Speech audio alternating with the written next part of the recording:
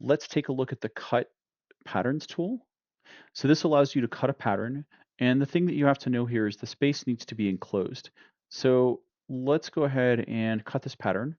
The first time we click, we get this arrow. This arrow shows us the orientation of the fabric on the surface of the model.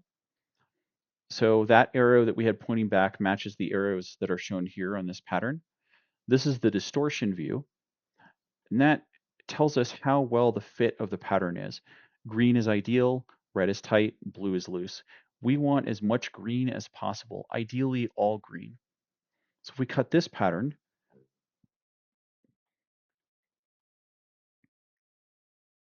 we'll see that we get red and green and blue. So the blue is loose, the red is tight.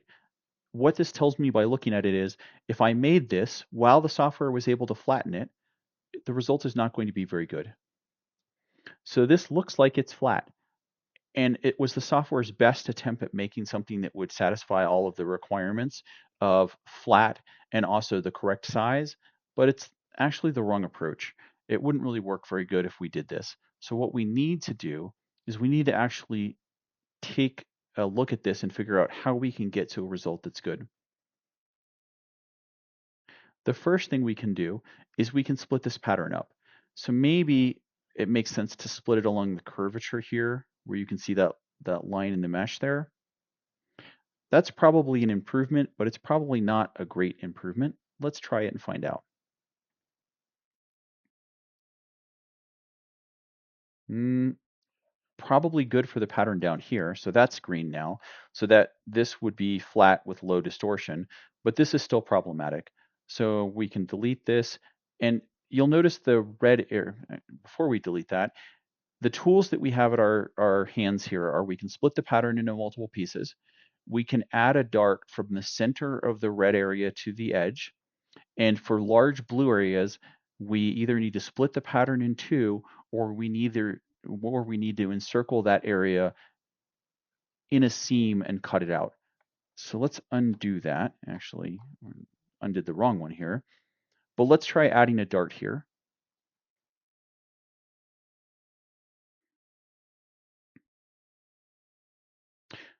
So that was a dramatic improvement. Let's undo that. Let's add another dart here from the edge here to the center of the red area there.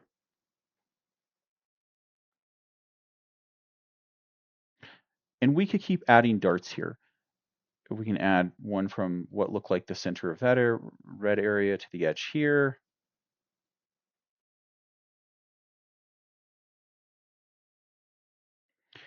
And we'll start to get a fit that's better.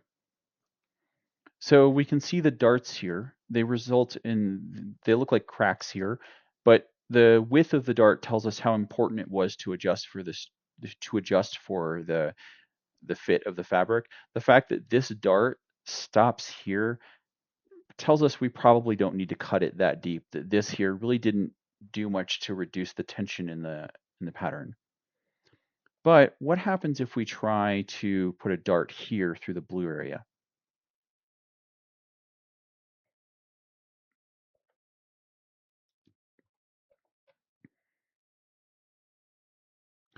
That does not look like anything we expect. And the reason for that is because it did something that doesn't make a lot of sense here. What it tried to do is it tried to remove that additional material. It's telling us that this overlap here is how much additional material we had. If we can't physically cut a pattern out that does this. So when you see this in the results of a pattern that you've cut, it means that you have a problem and you really need a different approach. Let's go back and try some different approaches here.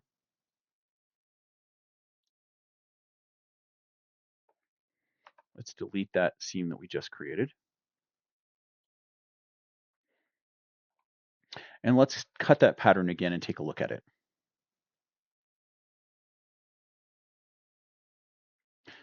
So the strategies we have to deal with this blue area are we either need to create a new pattern, probably like this.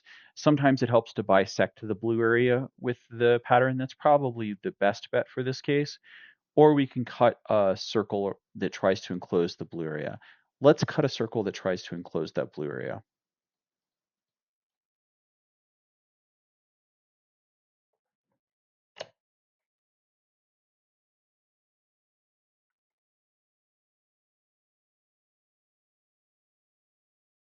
So what you'll see is we have more green here. We still have some blue here, so I could expand this out here.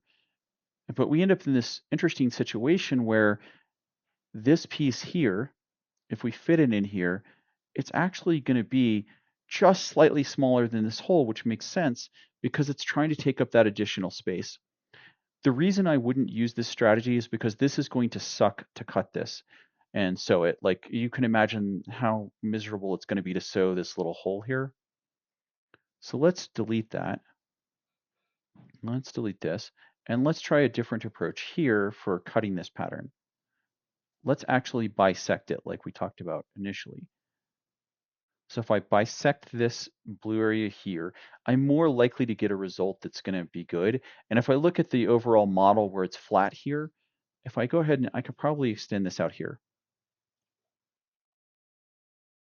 So now I get a green area there, and I should get a pretty good result here. So that's how I would go ahead and try to fix this pattern. Let's do one other dart here. So before I delete this, from this red area here out.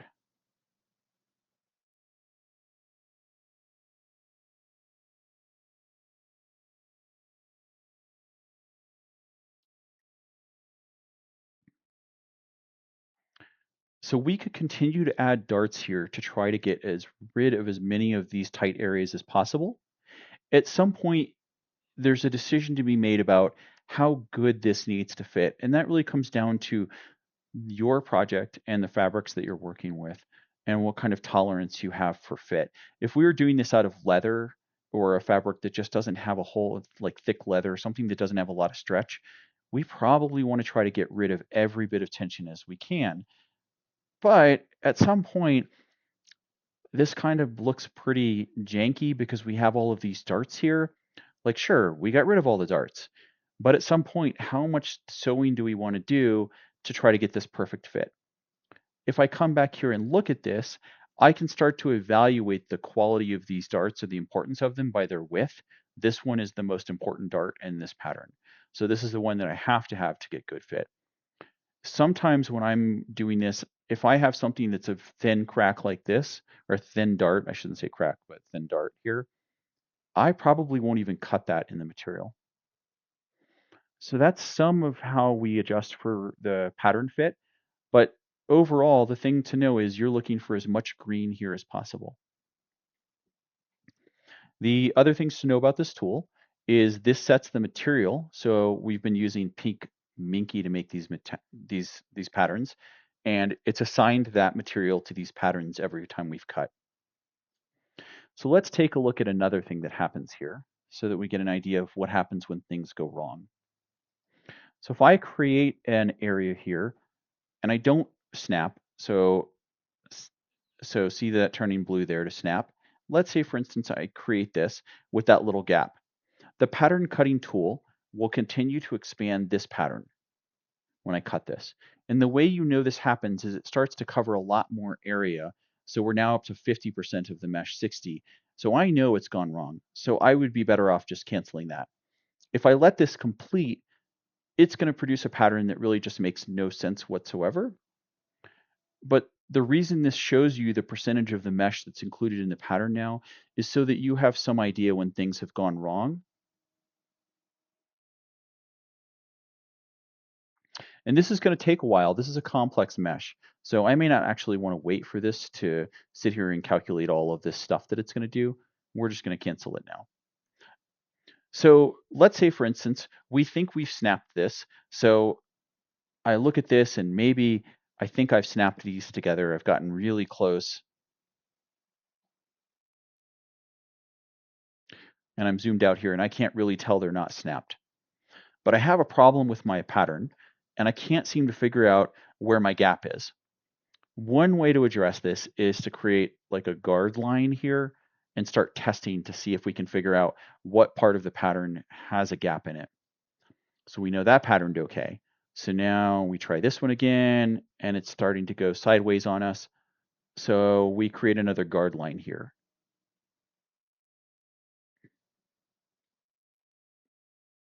So now that patterned. So now I know my problem must be over here somewhere. So you can continue to divide the pattern and try to figure out where the problem is. I have a feature that I have added and removed a couple times because I've not been happy with the way it works.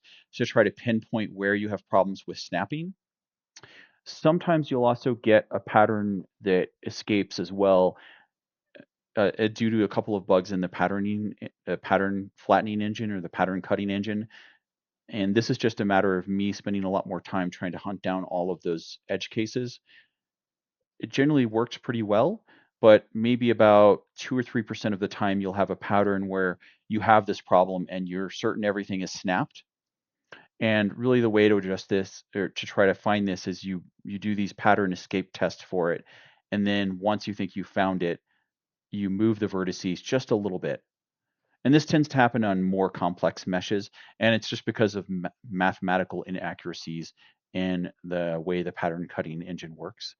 These are things that I've been working through. They're just very complex to get solved. So hopefully this answers a lot of questions about pattern cutting.